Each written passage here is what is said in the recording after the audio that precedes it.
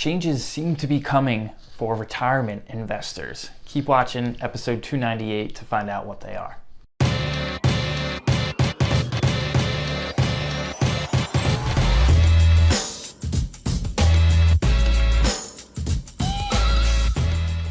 Welcome back to the Mullooly Asset Show. I'm your host, Casey Mullooly, back with you for episode 298 here this week.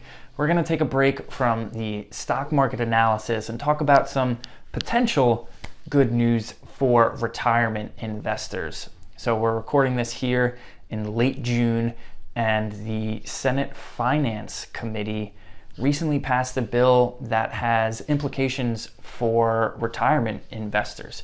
So if you have a 401k, 403b, IRA, or another retirement savings vehicle, there could be some changes coming down the pike.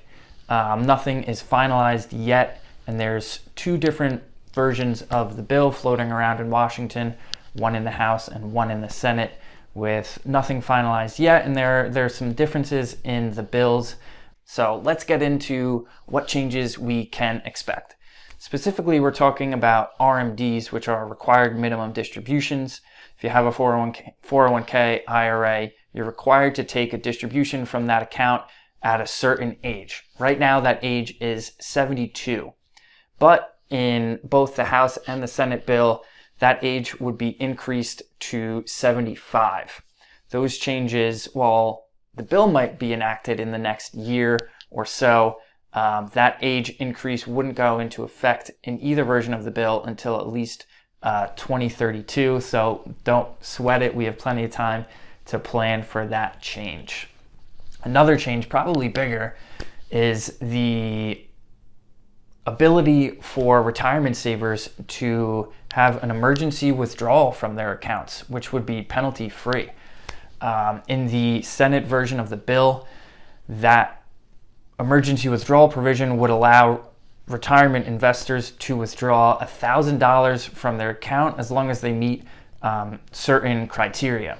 This is a big change for these plans because right now you can't take that money out without incurring a penalty until age 59 and a half. Again, that would be $1,000 emergency. You would have the ability to withdraw $1,000 in case of emergencies.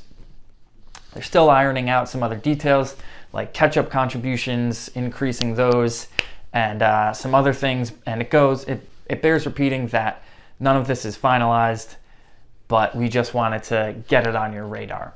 And in terms of the emergency withdrawal provision, yes, it's great in theory to be able to, tap into that money, but we still would rather see folks do a better job of lining up short-term and long-term needs and not put short-term dollars into longer-term assets like a 401k. We talk about the need of having an emergency savings account and an emergency cushion at the bank. And the idea with that is for that money not to be at risk. And if it's in a 401k and invested in the stock market, it would be at risk.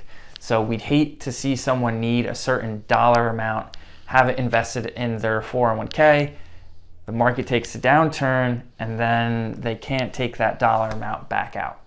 It's especially true now that interest rates are rising and banks are offering more attractive rates on savings accounts, especially in online savings accounts.